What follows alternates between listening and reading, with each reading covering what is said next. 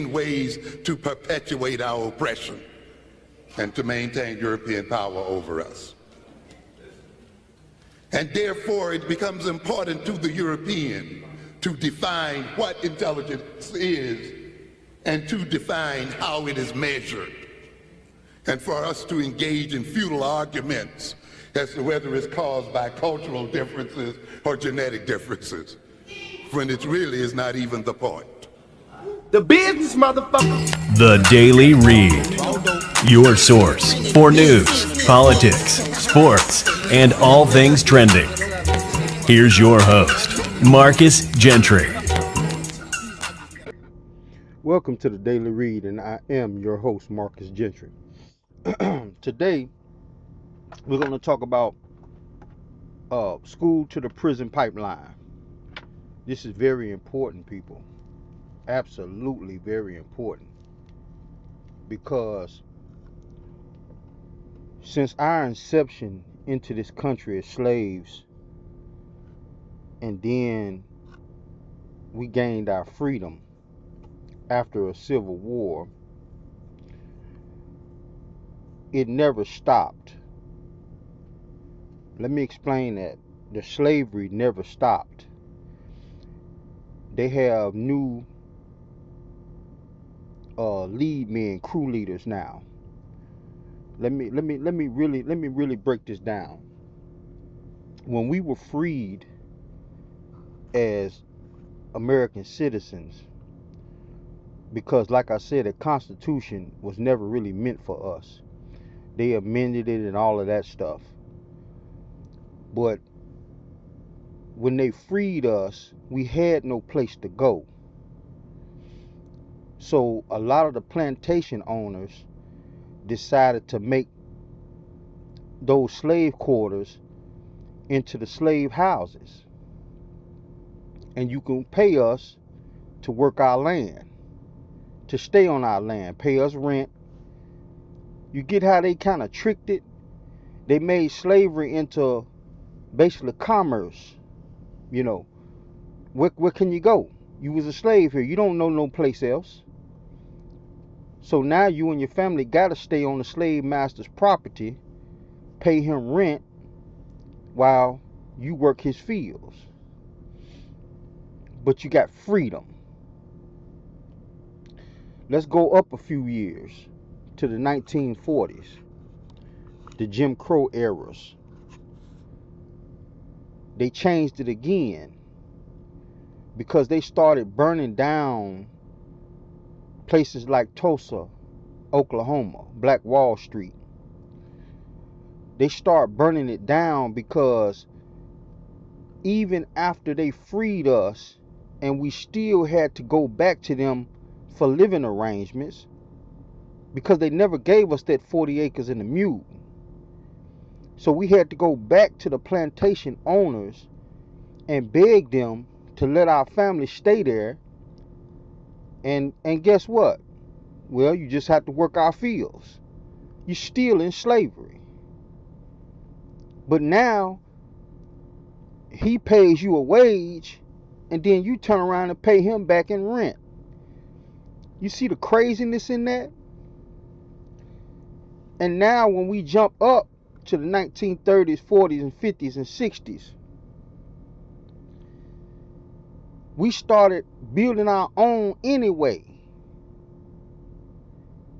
They didn't like that. So now you got a situation in America where JFK and Martin Luther King and Malcolm X have gotten together, and I'm going to tell you what I think happened. This is my opinion, but I'm watching the patterns, and I'm usually right about this stuff. It was decided that our reparations, which is why we'll never get it, is for certain blacks in this country. 10 to 15% can gain wealth. Our wealth will never, ever be above that. And who do they give the 15% of the wealth to? The football players, the basketball players, the entertainers, the shucking and jiving, ass in the air. You got to entertain us. Gladiator style, sexuality, or music to gain part of that wealth. None of these people can heal the sick. None of these people can mend the bone. None of these people can help you have a child during child labor. But that's who they gave the 10 or 15% of the wealth of this country to. And those people lord it over other blacks with their little secret organizations. Now you got another problem, because procreation is what most men want. It's not all about sex. Listen to what I'm saying. If you got 80% of the women chasing out the 15% of the men, because the 15%, like I just told you, have been given all the wealth in this country. You can't rise above that, because America will tear it down. Listen closely to what I'm saying. America will tear it down, will burn it down, will send the feds in, looking over all your paperwork. Why you think they don't have black NFL ownership? We got all these millionaires and billionaires that's black in America, but they only make up 10-15% of the wealth. They've already been told, them other people, you got to leave them behind, because they're fodder for the system. And I said this on the last show I did. The women found this shit out 40 years ago. It was understood with our women 40 years ago. And it was taught to the next generation of women. Hey, you better go get some nigga with some money. All that talk about, it's about your character. It's about your morals. You can kiss my ass. It ain't got nothing to do with that. How many people raise their hand and say Diddy didn't have no morals when he was running around with Bad Boy? They didn't care. He had money and he had power. He was a part of the 10 to 15% of the black wealth in this country. Y'all get it now? Do you understand this?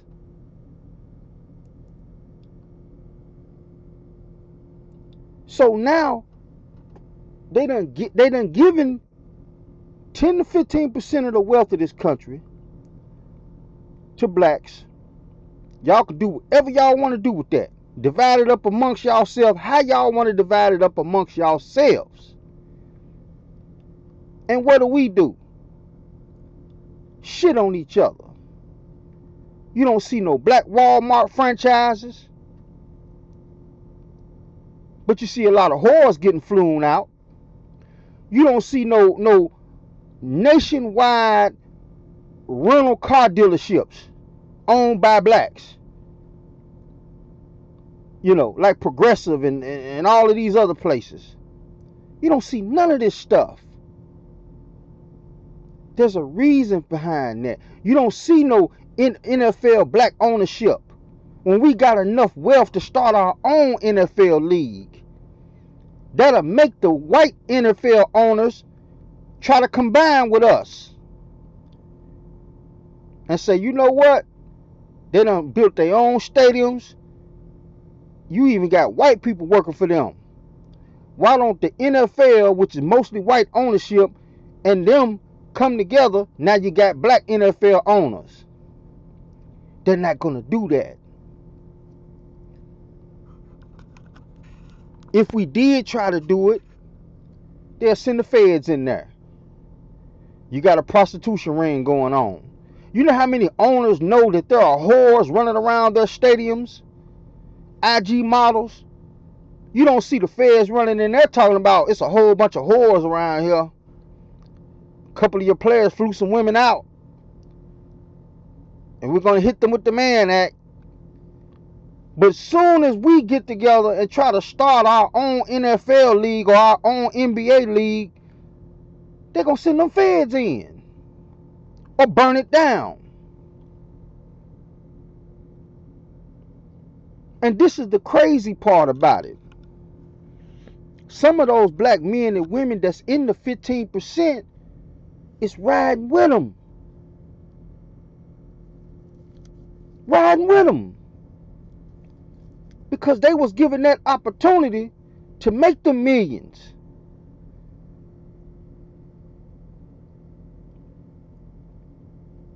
They don't give two fucks about the rest. That's why they tell you about it ain't about your family. It's about the friends you make your family. Because sometimes friends can be more family than your family. Why the fuck you think that shit was made? Why the fuck you think somebody made that statement? Because they letting you know your family can't come with you if we pick you. That's what it's designed for. 10 to 15% of the wealth in this country goes to blacks. 2 to maybe 5% Asian Americans. 2 to maybe 5% Hispanic Americans. Because they were never slaves in this country. The rest is in white hands, and it's going to stay there.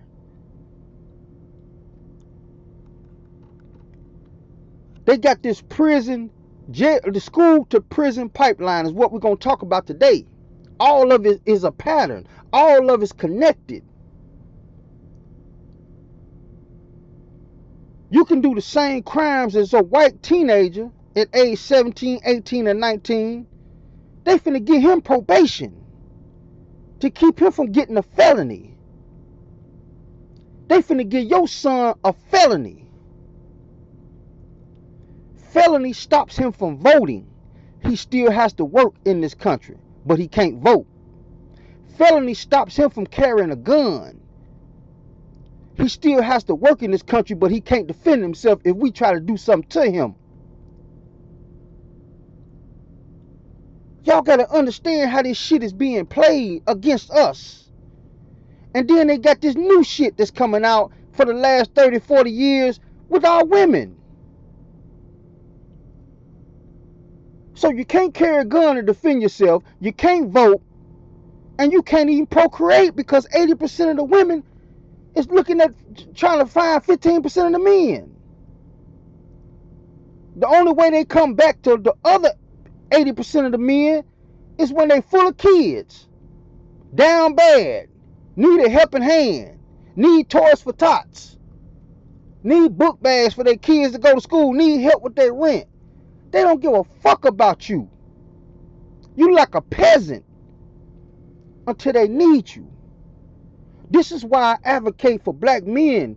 I advocate for American men, period. But especially black men that make under $100,000 a year. Because you considered a peasant to these people. A peasant. If you don't know what the fuck that is, look it up. Even a girl at Walmart that's halfway cute will look at you like you a peasant. If you come in there wearing your work boots with dust on it, try to holler at her. Like, yo, how you doing? How you doing, shorty? What's your name? Can I get your number? Talk to you later? Call you later? I don't mess with no brokey. Bitch, you work at Walmart. Who the fuck taught you that?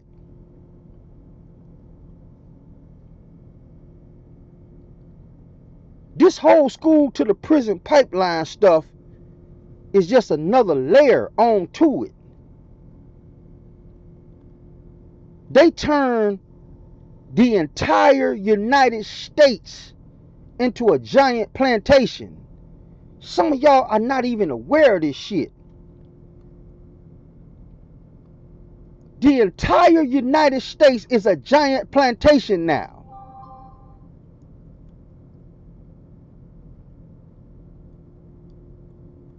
And they field hands that run the show for them is your local black leaders. Not all of them, but you can pretty much tell. The black sheriff deputy, you know, the black church leader, you know, the black guy that's running around with that organization over there, you know, the wink wink nod nod crowd. I'm not gonna mention their name. They know who the fuck I'm talking about. You know, they was given that by the white people for that purpose. You lord over them. You be over them. And remember, you can't get no more than 10 to 15% of the wealth in this country. That means if you want to get wealthy, you damn near got to go through them, or they going to try to shut you down themselves. And if they don't shut you down, they'll get the law involved to shut you down. You got to understand how this is being played out here. I knew this shit a long time ago, which is why they couldn't play in my face. I played the goofy, but I was very observant. I was a 5%er back when I was a kid. 16 years old, I became a 5%er. I was already aware of all this shit that's going on.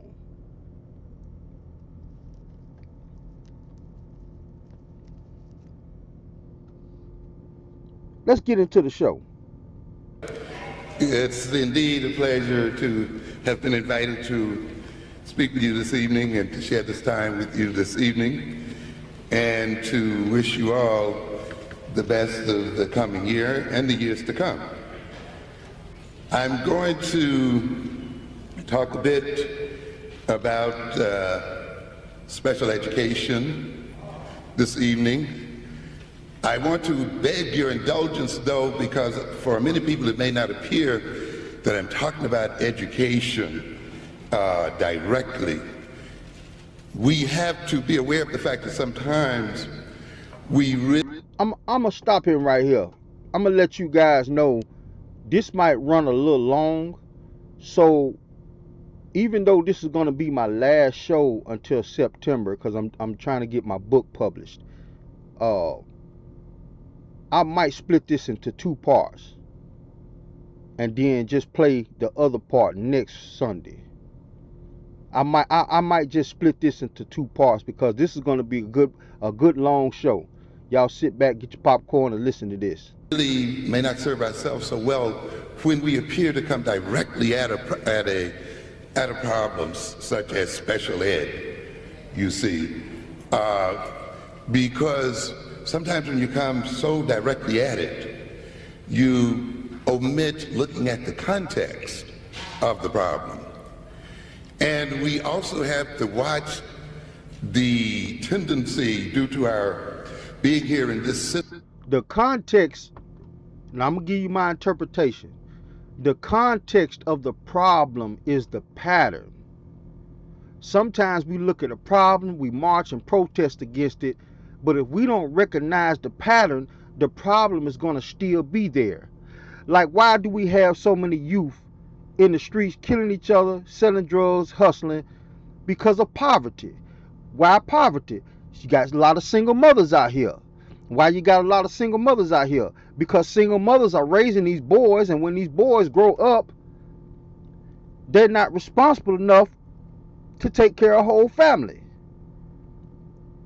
See, we recognizing the problem, but we're not recognizing the pattern. Because when you start recognizing the pattern and you see who you have to point the finger at,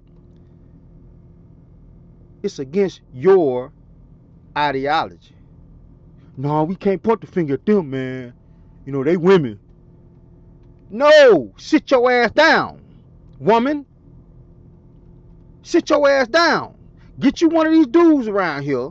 have a couple of kids with him, and sit your ass down. Ain't no hot girl summer going on. Sit your ass down. Man, you trying to be too controlling. I ain't controlling shit. She either sit her ass down or get gone. Go somewhere else. I don't want you. Plain and simple. We ain't gonna control shit. Let's continue on. System to focus so exclusively on one issue that we ignore other very important issues. This system, for instance, tries to get us to talk about problems that confront us as people and not consider the political, economic context in which these problems are generated. And often, though we are well-meaning, when we do this, we end up not solving the problems. So I'll beg your indulgence because I'm going to talk a bit about some things that may appear not to be directly related to special ed, but I think you will realize that they are. I want to start off by indicating that for the African in America, whether as slave or as so-called freedman, has always been subjected to a special education. And this is the thing that we have to recognize. We have to forget that this... Translation. I'm finna translate that for you. For those of you who not up on it. Like I said, I've been up on this since I was 16. What he just said is, whites have always thought they were superior mentally. Always. So instead of saying the direct behavior of our youth killing each other, selling drugs, going back and forth to jail is directly linked to single motherhood and directly linked to no jobs. No jobs means no money. No money means you got to get out here and hustle. Get out here and hustle means you're going to have to come into contact with the illegal sort sometimes. See, people are addressing the problem, saying what it is, but they're not going back to the root and correcting that root. Because when you go back and correct that root, now you got to correct that woman, and now you got to correct that government and say, hey, y'all need to get y'all shit together. We need jobs down here. 80% of our women chase 15% of the men. Why? Because they don't want to be around broke niggas. So if they don't want to be around broke niggas and they consider a man making $65,000 a year a broke nigga, you got to adjust that. And then you community women need to adjust the girls growing up and let them know. Get with one of these dudes that's working, even if he ain't making millions, and sit your ass down. Let's continue on. This thing called special education is something special. There's nothing special about special education. Black people have been specially educated from day one. We've always been the subjects of a special education. So this thing that you call special education is special education within special education. It's just a subclass of the general special education to which we have been subjected as a people and to which we are now subjected as a people. Because they think we mentally inferior to them. This is no less the case as being subjected to a special education today as it was in 1619 when we first set foot on this planet. And for the same essential reasons. That is, we're specially educated in this system for essentially the same reasons in 1993 as we were in 1619. I have told you often that there are certain things that remain constant despite all obvious changes. And it is very important that we as a people recognize the constants and not be deceived by apparent changes. We must recognize when the changes are engaged in order to maintain the constants, to keep the world the same. And many times, many of us are deceived by apparent changes, and we then lose sight of what is consistent in the world. I've talked then about what I call European constants, those intentionalities of Europeans that have been present since the 15th century, as far as we are concerned, are still present right here today and are expected by Europeans to be present into the foreseeable future.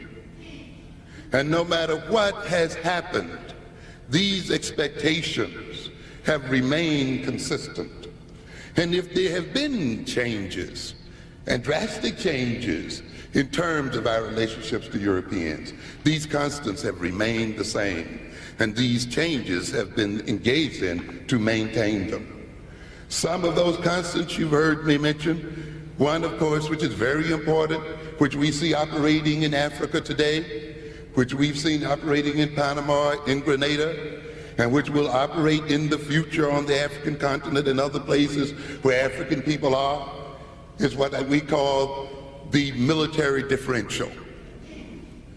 With Europeans, who are 10% of the population, their continued dominance rests on their maintaining superior military force. In fact, to a great extent, our being over here today is the result of military differences. There is no intention for the Europeans. Translation: the reason why we were slaves in the first place is because of military dominance. The whites came from Europe, came to Africa. We had spears, we had shields. They had muskets. That's what you call military dominance. So they was able to take us as slaves. And it's still going on to this day. Now they've added a certain percentage of blacks with them. 10 to 15%, the ones that they give the wealth to. Most of them are entertainers. Everybody else, you got to scramble. Let's continue on. To equalize that differential between Africans and themselves. That differential has been there since we met them, and it has really not changed up to this very moment. And we see it operating in Africa at this very moment. And there is the intention that it will continue to operate in the world, hidden behind. Now, I want to stop there. I'm gonna keep from stopping it so much, but I got to say one more thing on that subject. As far as the military dominance, you got to understand how their military dominance on the world has translated over to policing. It's still military dominance, and it keeps the vast majority of us poor, hustling, killing each other, because we can see it all the time in our rap music, in our NFL players who get caught having sex with a YouTube model or Instagram model, and she charges him $20 million in a lawsuit. We see it when you see somebody like Rick Ross bragging about having a jet that he's getting a Starlink connected to. Starlink is that internet service in the air. We see the wealth, but we also notice that the wealth is in only 10 to 15% of the hands. And what are those 10 to 15% of the blacks doing with it? Nothing. Because they can't. Part of the reason why they can't is because you've already known the history. They burnt down Tulsa. So now when you're lucky enough to be a part of the 10 to 15% that has wealth, now they're telling you it ain't about your family, because they know most of us men like me, when I become a millionaire, I'm reaching my hand back, not to no goddamn friends. I'm reaching my hand back to my family. Hey, nephew, why you hustling? Come over here. I'm finna show you how to get real money, legal money. I'm reaching my hand back to my niece. Come over here. Let me show you how to stock trade. We are not dumb people. But unfortunately, your smarts is connected to your wealth. That's why you got all these dumbass football players and NBA players and rappers and singers and movie stars that got the wealth. People look at them like they highly intelligent. You motherfuckers couldn't heal no damn wound. You can't mend no broken leg. You can't do nothing with that wealth but spending on whores, Maybachs, and mansions. That's it. Let's continue on. This intentionality are a lot of glorious looking things, such as non-proliferation treaties. The treaty that Bush just signed with Yeltsin, perpetrated in the name of peace, when it is nothing more than an intention to maintain European power by limiting the growth of military power on the part of non-European people. It has nothing to do with peace. It has to do with maintaining superiority and white supremacy in the world. So we must not be deceived by these games. To maintain the European, of course, has all intentions to maintain the economic differential. There is no intention for the European to see Africans as equally, economically equal with them, no matter what the talk is about. There is every intention for the European to continue to exploit African natural and human resources, no matter in what guise, even though he may appoint African so-called leaders and support African regimes. The intention is the same as it always has been, to maintain economic advantage of African people, to maintain the technological differential. These are constants. And we saw European technology as it was used against our ancestors. The intention is that it will be used in the future as it is used now. The Europeans intend to maintain the power of definition, which we'll talk about tonight, because special education, as we will talk about shortly, is a definition. And as I said, I think earlier today, before we get involved in a discussion of special education, we should ask, why have we permitted the Europeans to define what it is?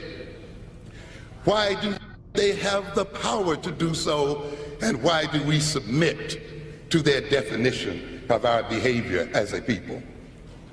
So before you get caught up in the intricacies of whether tests can differentiate between the learning disabled and the non-disabled, you should ask first questions first. Who determines it? And why are they able to impose their determination on us as a people? It is through then defining the world, as we will elaborate, that the European manipulates the world and maintains his power in it. And therefore he intends to maintain that power of definition. He intends to maintain control of the domain of discourse. A great deal of the discussion today over the various kinds of curricula, the multicultural curriculum, the curriculum of inclusion, the African-centered curriculum, and so forth, are struggles with the European over who will define what it is important to talk about. What shall be taught and what shall not be taught. That's why they got the gatekeepers. We all talk about the gatekeepers. We all talk about the Oprahs. We all talk about this stuff. The rap moguls. He's telling you that's a way to maintain dominance. When you give 10 to 15% of the wealth to certain blacks, there's an expectation that you got to come with guys that are like you, Samuel, Sambone. We're going to give you this wealth, but you can't get over 10 to 15%. So we don't care who you pick. We don't care who you step on.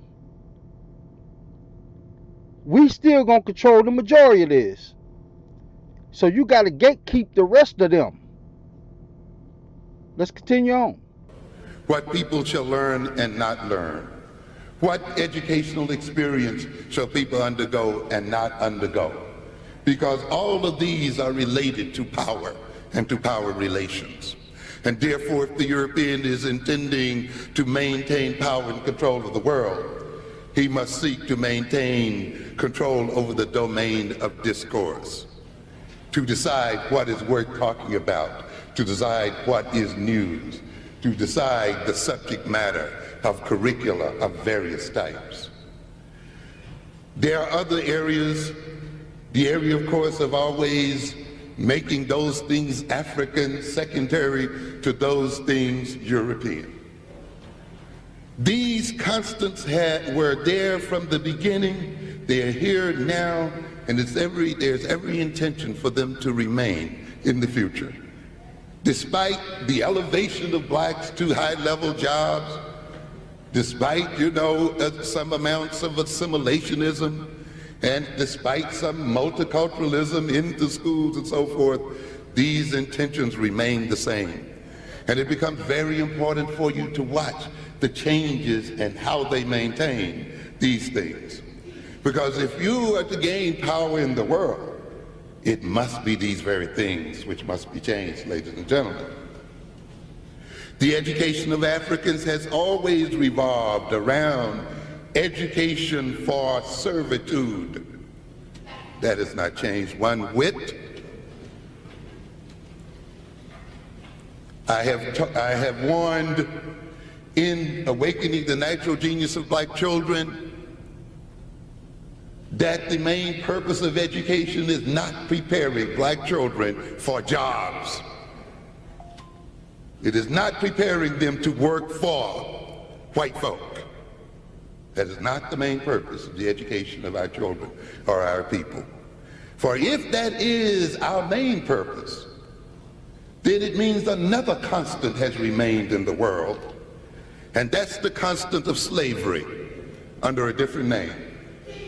Now it's called looking for a job, with the same people having the jobs and the same people determining our wages.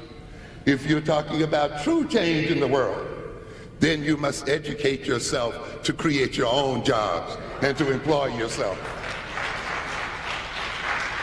But you can't. You can't do that unless you go through the gatekeepers. And the gatekeepers are going to suppress you, because in order for them to maintain their wealth, because only 10 to 15% of blacks get that wealth, they got to suppress you. You can't go above that, because once black Americans start reaching above 15%, 10%, white America is going to either burn it down, they're going to send the feds in to find something wrong with it, or they're going to riot on the Capitol. They're going to claim they're left behind white people. Somebody's taking something from us. So we're going to storm the Capitol. Y'all got to understand how this is being played. Y'all got to understand how this is being played out. Because when you're aware, people can't bamboozle you. But today, education for blacks, I don't care how high it is essentially still being defined in terms of servitude. And we think, when we are educated, in terms of how and where we will be employed by Europeans. That has to change. But the education of black people from 1619 right to this very moment has had this as a central tenet: training black folk to serve white folks' interest. Training black folk to be as productive as possible for Europeans, with the Europeans owning the means of production. Education that was separate and unequal. And believe me, I'm not an advocate of integrated education. Education that was ultimately and is ultimately degrading to black people has not changed. It was that way from the beginning, and is that way right now. Education that ultimately insults the history and culture of African people. Education that is Eurocentric, meaning an education that prepares black people to maintain European power as the central power in the world. Education of black people according to the white man's estimation of black intelligence and his need to shape and direct it. I've warned you before that you need to change the definition of intelligence before you get into an argument with Europeans as to whether their tests are measuring intelligence or not. You must ask, what is the political function of your definition of intelligence? What is the political economy of your definition of intelligence? And why is it that the way you define intelligence always ends up that means intelligent people work for you and your interest? Let me translate that, because it's not all about just intelligence. You got to look at the whole pattern. I agree with everything he's saying, but you got to look at the whole pattern. It's not just about who dictates what's intelligent is. It's also about your actions, your morals. Give you an example. When we was in Africa, a black man could have 5 wives, 6 wives, 2 wives, 3 wives. When they brought us here and gave us Christianity, now you got to have 1 wife. I'm going to give you another example. If a woman put her hands on me, I'm going to slap the shit out of her. I'm not going to beat her down to the ground, but I'm going to slap the shit out of her and let her know, man, stop playing with me. Don't put your hands on me. I didn't put my hands on you. Now, other black men might be like, oh man, she a female, woo, woo, woo, woo, woo. I don't care. That's your morals and principles. That morals and principles that was put in you by somebody else. My morals and principles is keep your hands to yourself. We can have a discussion, an argument, but as long as you don't put your hands on me. Don't throw no hot grease on me. Don't try to damage my vehicle. Don't try to throw a brick through my vehicle. I'm going to kick your ass. You put sugar in my gas tank, you going to pay for that. Period.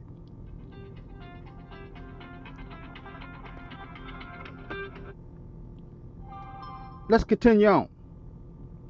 So consequently then, we must recognize as an African people that the ultimate goal of intelligence must be that of preparing a people to solve their problems.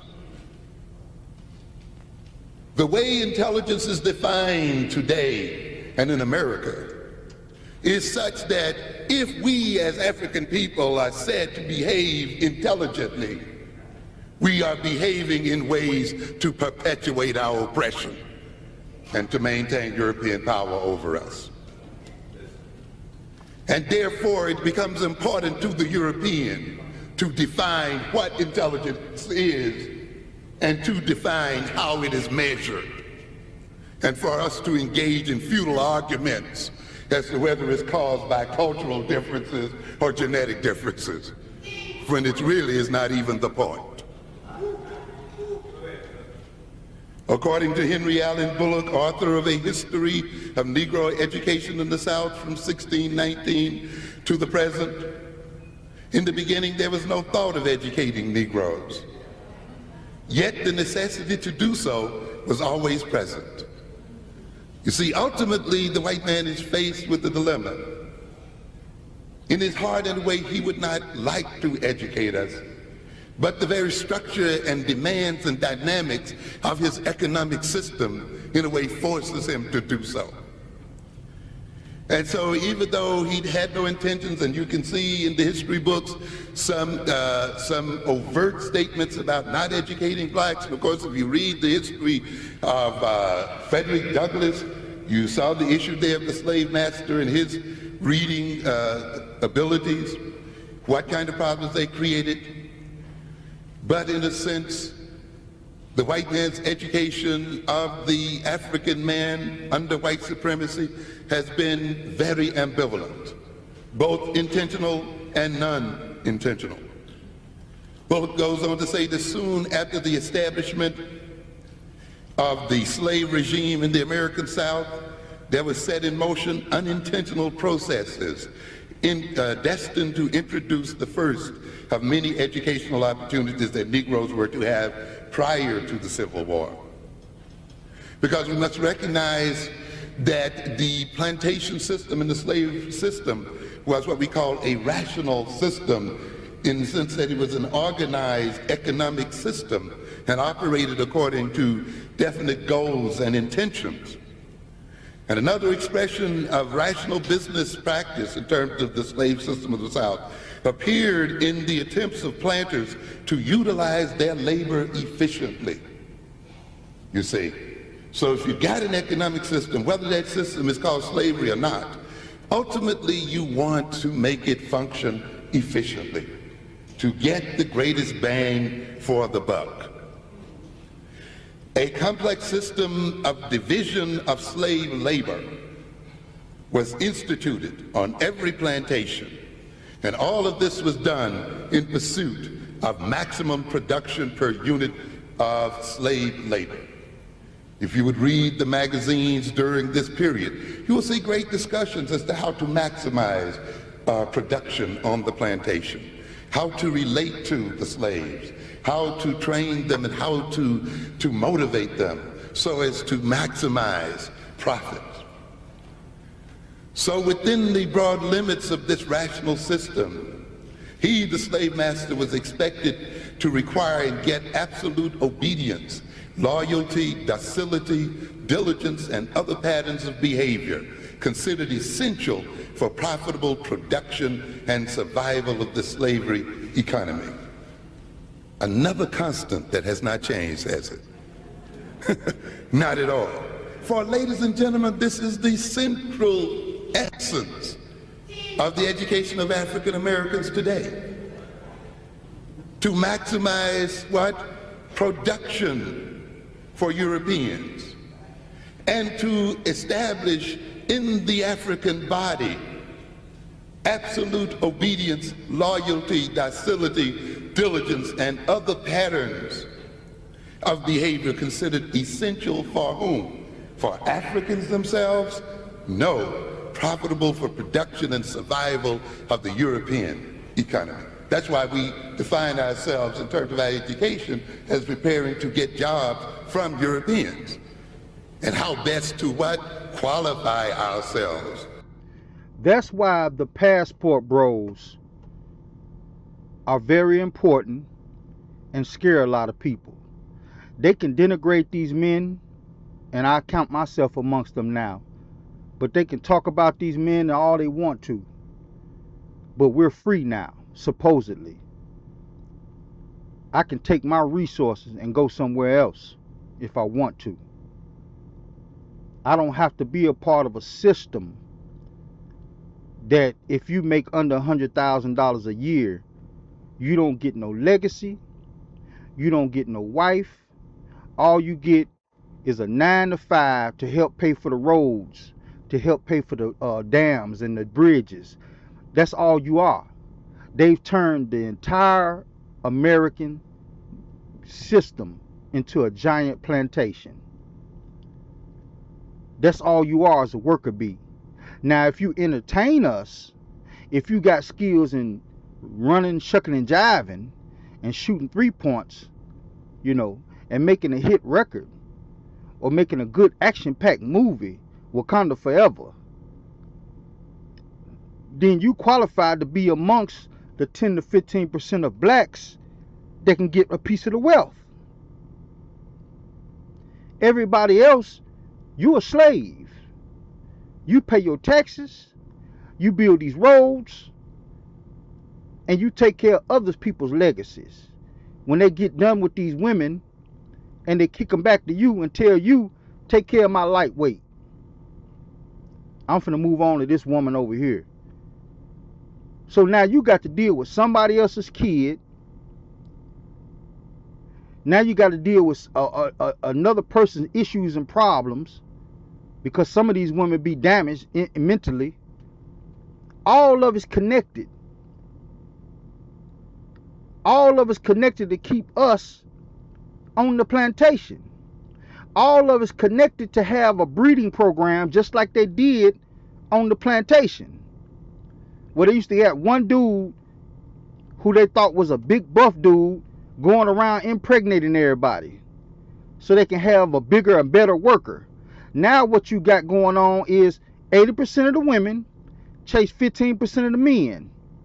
Most of those 15% of the wealth are football players, basketball players. So now the breeding program of the plantation has switched over to, we need the biggest, strongest sports and entertaining person that we can get, so we can maintain our dominance in sports, so we can make these millions in sports revenue. Ain't nothing changed. Everything just switched over while everybody was asleep. Let's continue on. To fit in the European economy so that we can aid its efficiency. The laws of every slave state backed the normative line which he, the master, could draw, and every slave was expected to fear the consequences of any deviation from the range of tolerance his master set. And we shall see again, these rules that determine special education still have these things in mind, because these rules are rules that determine deviancy and non-deviancy. And their purpose is to correct deviant black behavior and bring it back in line with European economic and political intentions. And to create in our children personality orientations and behavioral orientations that are supportive of those intentions. These requirements, that is, set up by the European, set a rigorous socio-cultural matrix within which young Negroes were to be socialized and were to become the personality types required by the rational order. And we're going to come back in a minute to what we call the political economy of the personality and the political economy of normality, you see, because we're used to looking at normality as a psychological concept and a psychological state. No, ladies and gentlemen, normality essentially is a political and economic state, not a state of psychology. So however, we've been deceived, you see. But we'll get back to that in a minute. All the slaves could not be efficiently utilized as the rational system required unless they were trained in the ways the system by law itself prohibited it. In a sense, the system broke its own laws in order to increase its efficiency. And even though it might have had laws against teaching slaves to read, slaves still were taught to read. And teaching slaves other things, slaves learned many skills and so forth. Why? And in a sense then, slaves started their education on the job in America and received on-the-job training. They also were hired out in other professions where they earned monies for their masters and brought the money back. With all due respect to Malcolm X, there were greater divisions than field hands and house servants. There were deep hierarchies of slaves with numbers of skills and so forth. The slaves not only worked in the house, or not only worked in the fields, but they worked throughout the Southern economy. They were millwrights and carpenters and blacksmiths and shipbuilders and all other kinds of things you could name. You recognize that in many areas of the South after the emancipation, there were more skilled black laborers than there were white laborers as a result of their training on the plantations. And that is a whole nother story. And it's amusing today to see people talk about black people as unskilled, as if our lack of skills were here since we started. That was not the case. We had to be de-skilled as a people in this country. Let me explain why. We had to be de-skilled because we started building Black Wall Street with our skills that we learned from slavery, and they burned it down. Now you understand? We're gonna free you, but your people can't have no more than 10 to 15% of the wealth of this country. Anything more than that, you threatening the foundation of white America. We can't have our slaves taking over this country in wealth and power. We can't have that. I'm hoping some of you understand this. I'm finna end this segment right here because, like I said, this is a long segment and I'm not gonna be back on the air till about September 15th. So I'm gonna end this. This is gonna be part 1, and then I'm gonna go ahead and finish part 2, and I'll probably upload it next week. I won't be on the air. It'll be pre-recorded. I won't be on the air whether you listen to me on Iheart Radio or YouTube. But I'll still post part 2 next Sunday. This is the Daily Read for this segment. And stay tuned for part 2. I'm out. The business, motherfucker. The Daily Read. Business.